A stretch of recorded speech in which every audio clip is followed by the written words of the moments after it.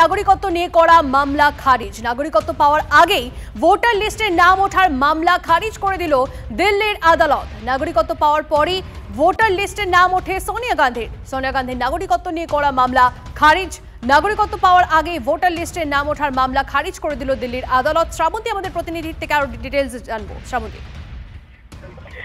যে মূল মামলাটি হয়েছিল সেখানে সোনিয়া গান্ধীর যে নাগরিকত্ব, সেখানে দেখা যাচ্ছে যে 1980 সালের ভোটার লিস্টে সোনিয়া গান্ধী বেশ কিছু মিথ্যে ডকুমেন্ট দিয়েছিলেন, এমনটাই অভিযোগ ছিল মামলাকারীর। দিল্লি হাইকোর্ট এই মামলা বাতিল করে দিয়েছে।